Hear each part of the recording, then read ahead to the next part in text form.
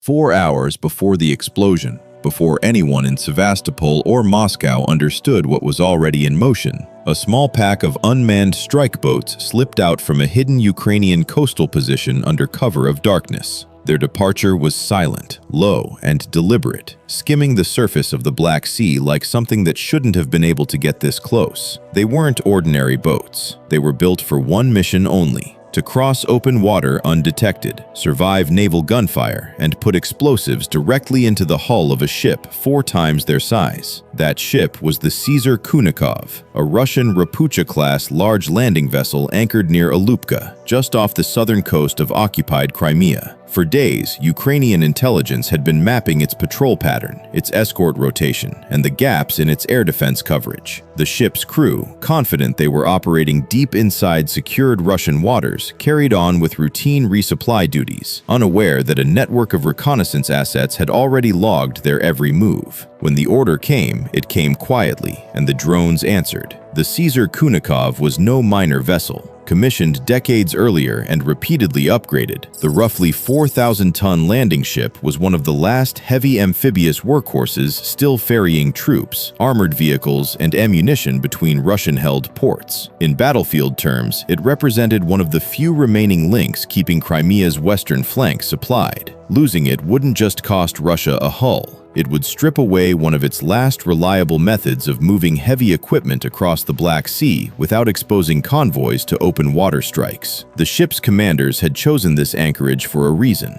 Alupka sat inside what Russian planners considered a secure inner ring, shielded by coastal radar, naval patrols, and layers of air defense built specifically to stop exactly this kind of attack. To them, Crimea's southern coast was the safest water in the entire theater. Who could reach them here? But Ukraine's HUR intelligence directorate had been preparing for this exact moment for weeks. The ship's resupply schedule, its anchorage habits, even the timing of its escort's shift changes had been quietly logged in advance. The operation rested on layered detection. Coastal observation posts and maritime reconnaissance drones provided the first thread of data, tracking hull movement and escort spacing along the southern shoreline. Analysts cross-referenced radar reflections with known Ropucha-class silhouettes, confirming the Kunikov's position and the width of its patrol window. Narrow, but enough. Signals monitoring added a second layer, picking up the routine, low-alert communications pattern of a crew that believed nothing was coming. That very routine became the vulnerability Ukraine needed. The objective was precise. Do not simply damage the ship, sink it outright, and do it using assets small enough, cheap enough, and fast enough that Russia's expensive radar systems would struggle to classify them as a threat before it was too late. For this, Ukraine turned to its Magura V5 unmanned surface vessels, low-profile strike boats packing roughly 200 kilograms of high explosive in the bow, guided by satellite link and onboard cameras for terminal targeting. Skimming barely above the waterline at close to 80 kilometers per hour, with a range exceeding 800 kilometers, the Magura V5 was built to look, on radar, like almost nothing at all. A strike package of multiple drones was assigned to the run. Several would approach in a spread formation, forcing the ship's point defense guns to split attention across more targets than they could track. 1 or 2 would hold back as decoys, drawing tracer fire and confirming exactly where the ship's defensive gunners were aiming, and where they weren't. At full speed, the drones closed the final stretch of open water in minutes, their wakes barely visible against the dark swell. Russian sailors spotted the first boats late, far too late. Machine gun fire raked the surface, kicking up spray, but the boats kept coming, correcting course through onboard guidance even as rounds struck near their hulls. The first drone struck the port side amidships. The explosion tore open the hull plating below the waterline, sending a shockwave through the ballast compartments. Alarms blared across the deck. Within seconds, a second drone slammed into the same flank, widening the breach and flooding lower compartments faster than damage control teams could respond. A third boat followed, driving into the stern near the engine spaces, rupturing fuel lines and cutting propulsion power. The ship began listing hard to port.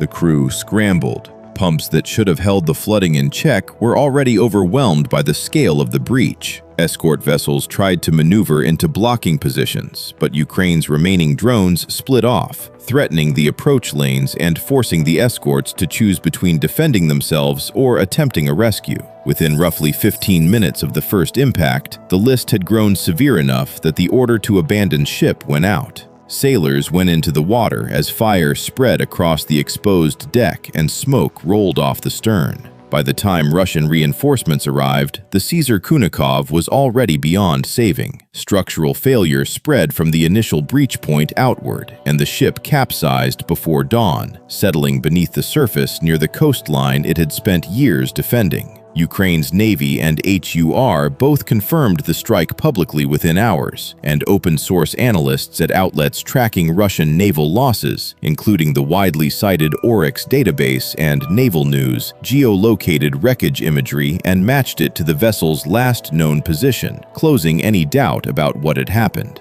The scale of the loss went beyond one hull. The Kunikov was one of only a handful of large landing ships Russia's Black Sea fleet still had in active rotation, and each one lost meant fewer options for moving heavy armor and supplies without routing convoys through exposed, more vulnerable paths. Strategically, the sinking reinforced a pattern Ukraine had been building for over a year. Without a traditional navy of its own, it was steadily forcing Russia's fleet out of the western Black Sea entirely, using nothing but unmanned boats and precise intelligence. The insurance and logistics fallout was immediate. Russian naval commanders pulled remaining major surface vessels further from Crimea's southern coast, thinning out the presence that had once anchored the peninsula's defense. Patrol patterns changed. Escort requirements tightened. Every adjustment cost time, fuel, and coverage elsewhere. From Kyiv's side, the strike was proof of concept at scale. A handful of low-cost drones had neutralized a target that once required an entire naval campaign to threaten. For Russia, it was another entry in a growing list of vessels lost to weapons a fraction of their cost and size, a reminder that the water they once considered secured was no longer theirs to assume. The sinking of the Caesar Kunikov wasn't just the loss of a ship. It was proof that presence, tonnage, and tradition no longer guaranteed safety at sea.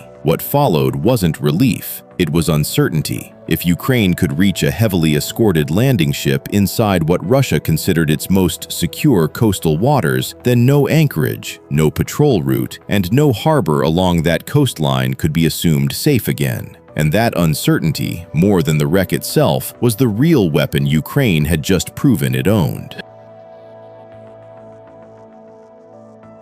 The water they thought was theirs, Alupka, the inner ring, the safest anchorage in the theater, wasn't. If a Ropucha-class hull can go down there, nowhere on that coast gets to feel secure again. That's the part worth staying for.